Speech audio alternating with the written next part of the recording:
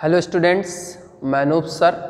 आज हम लोग क्लास 10th डेवलपमेंट लेसन्स का अंतिम लेक्चर्स देखेंगे, जिसमें आपका एक टॉपिक बचा हुआ है जिसको कहते हैं विकास की धारणीयता, यानी कि सस्टेनेबिलिटी डेवलपमेंट या सस्टेनेबल डेवलपमेंट क्या है, इसके बारे में हम लोग जानेंगे।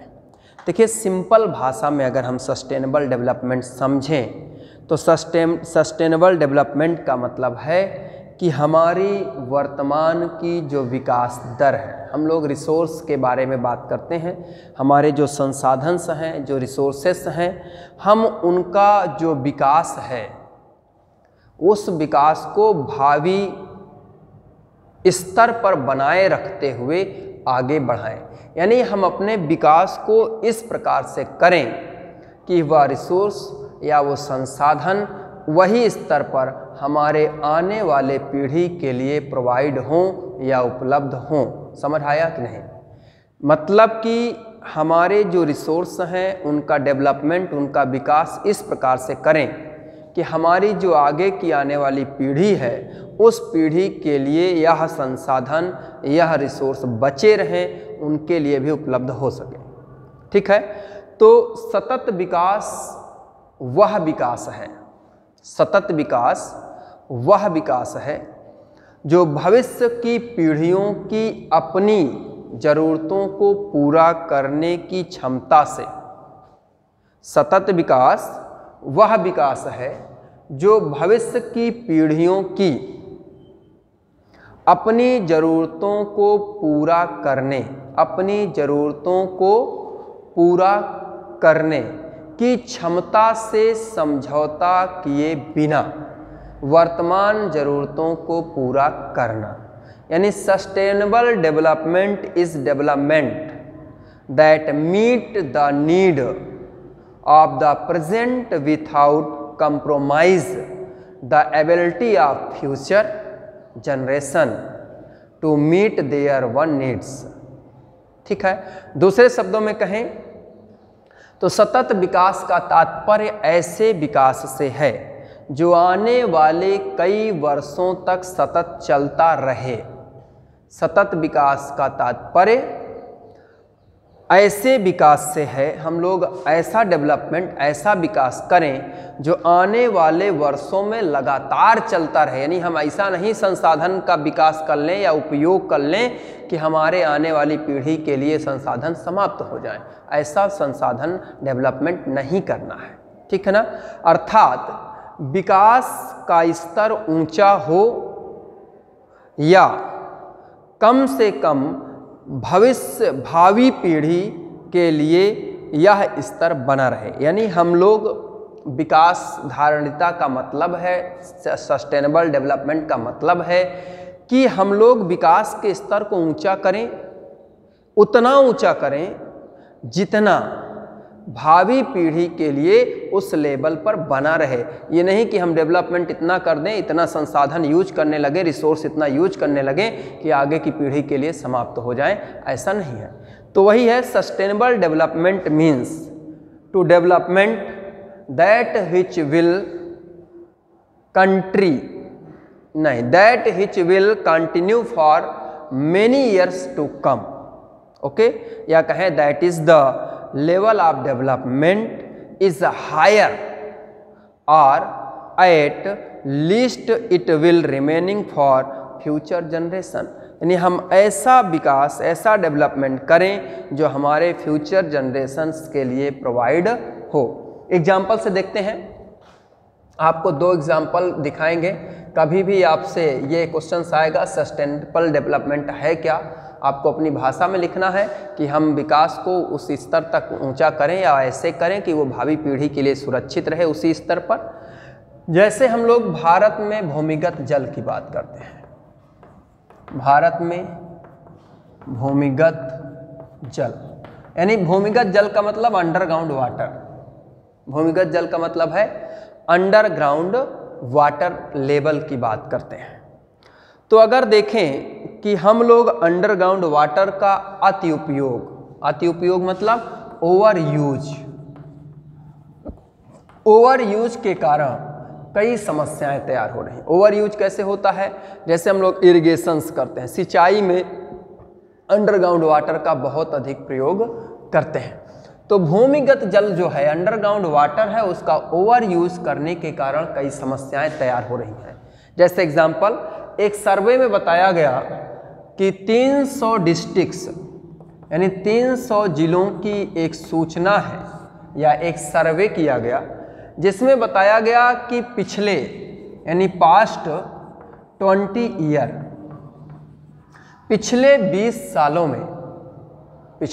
सालों में वाटर लेवल हमारा कितना, 4 मीटर यानी 4 meters water level, underground water का जो लेवल है वो डाउन हो गया या फॉल हो गया, नीचे हो गया।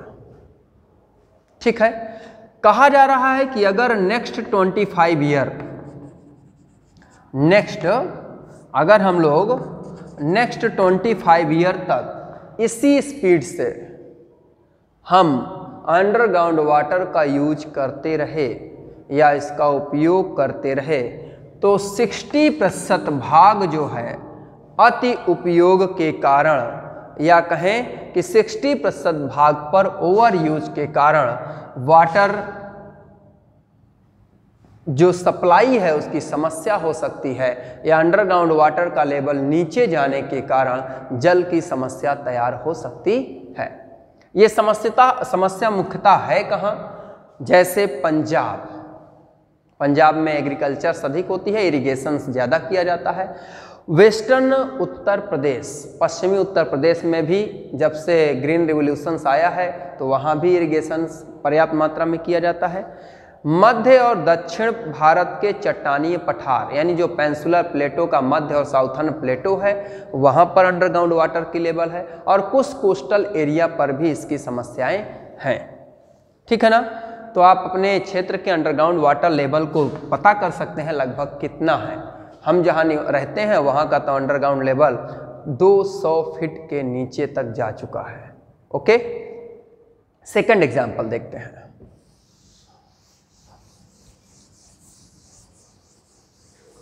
सेकंड एग्जाम्पल, प्राकृतिक संसाधनों के दोहन की बात करते हैं। उदाहरण 2,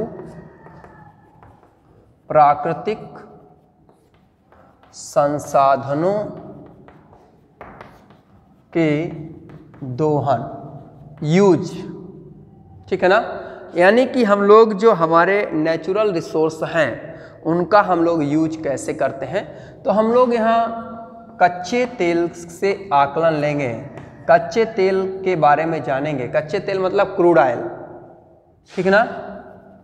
क्रूड ऑयल की आकलन करते हैं।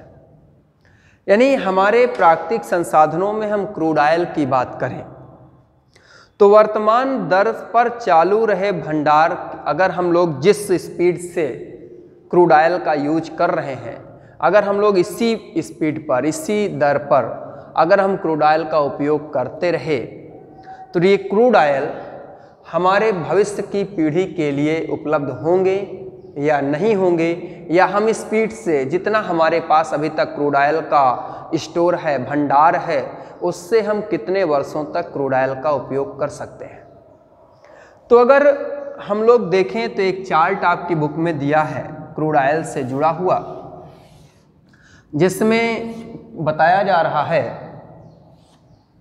कि हमारी जो सेंट्रल मध्य पूर्व का भाग है, वर्ल्ड की बात कर रहे हैं, मध्य पूर्व का यानी सेंट्रल ईस्ट का जो, मिडिल ईस्ट का जो पार्ट है, वहाँ पर जो स्टोर है वो 1000 मिलियन बैटल में हम बता रहे हैं। 1000 मिलियन बैटल में अगर देखें तो यह स्टोर कितना है, 807.7 हजार मिलियन बैटल। यानी अगर हम वर्तमान दर से, करंट की स्पीड से इसका यूज देखें तो हम लोग इसको कब तक यूज कर सकते हैं, तो वह लगभग 70 वर्ष में ये समाप्त हो जाएंगे या इतने ईयर से अधिक नहीं चलेंगे। इसी तरह हम USA का देखें, संयुक्त राज्य अमेरिका की बात करें तो संयुक्त राज्य अमेरिका के पास 50,000 मिलियन बैटल्स का स्टोर है, और अगर इसे हम यूज करें या वर्तमान की दर से तो कुल कितना, लगभग 10.5 वर्ष इसको हम यूज कर सकते हैं, यानी 10.5 ईयर्स यूज कर सकते हैं। अगर वर्ल्ड की बात कर लें, विश्व में अगर हम कच्चे तेल के भंडार की बात करें तो 1696.6 हजार मिलियन बैटल है, और करंट स्पीड से अगर हम इसका यूज करें तो अगले 50 ईयर्स तक ही यह क्रूड ऑयल हमें प्रोवाइड होगा। 50 ईयर बाद यह क्रूड ऑयल समाप्त हो जाएगा। सस्टेनेबल डेवलपमेंट कहता है कि हम इस रिसोर्स का यूज इस प्रकार से करें कि यह हमारी नेक्स्ट पीढ़ी के लिए बराबर स्तर पर प्रोवाइड रहे, लेकिन हम अगर इसी प्रकार से ओवर यूज करते रहे तो यह संसाधन हमारी भावी पीढ़ी के लिए, नेक्स्ट जनरेशन के लिए प्रोवाइड नहीं हो सकेंगे। अगर यहीं पर हम भारत की कंडीशन देख लें क्रूड ऑयल के लिए, तो इंडिया के पास क्रूड ऑयल के बहुत बड़े भंडार नहीं है या स्टोर नहीं है। भारत अपने क्रूड ऑयल यूज़ के लिए अदर कंट्री, यानी कि एक प्रकार से कहें जो मध्य पूर्व का एरिया है, जो इराक, ईरान, सऊदी अरब, इन क्षेत्रों पर जहां क्रूड ऑयल है, हम या इंडिया की बात करें तो मुख्यतः इंडिया यहीं के भंडार पर ही अपने क्रूड ऑयल के लिए निर्भर है, या कहें यहीं से यह क्या करते हैं, क्रूड ऑयल का इंपोर्ट करती है या आयात करती है। ठीक है ना। इसीलिए अगर कहें तो भारत में जो क्रूड ऑयल है उनके प्राइस अधिक हैं, और ये प्राइस लगातार बढ़ भी रहे हैं, और यह इनके प्राइस बढ़ने से हमारे सभी क्षेत्र पर वृद्धि होती है या सभी संसाधनों पर वृद्धि होती है। तो कुल मिला के भारत के क्रूड ऑयल की बात करें तो इसके पास पर्याप्त भंडार नहीं है। यह मध्य पूर्व और यूएस कंट्रीज़ पर क्रूड ऑयल के लिए निर्भर है या इनसे इंपोर्ट करती है। तो इस प्रकार से आपका ये चैप्टर ख़त्म होता है। आपको सस्टेनेबल डेवलपमेंट समझना है। सस्टेनेबल डेवलपमेंट यही हुआ कि हम अपने डेवलपमेंट को इतनी प्रकार से या ऐसे विकसित करें कि वह रिसोर्स, वह संसाधन हमारी भावी पीढ़ी के लिए इसी स्तर पर, इसी लेवल पर प्रोवाइड होते रहें या उपलब्ध होते रहें। ओके, तो वीडियो आपको पसंद आई हो तो लाइक एंड सब्सक्राइब जरूर करिएगा। मेरी एक पर्सनल प्रॉब्लम के कारण मैं आपको 2 दिन वीडियो नहीं दे पाऊँगा। इसके बाद जैसे ही मैं मंडे को आता हूँ तो मंडे से आपको इसकी एक्सरसाइज हम कंप्लीट करके आपको देंगे। ठीक है, धन्यवाद।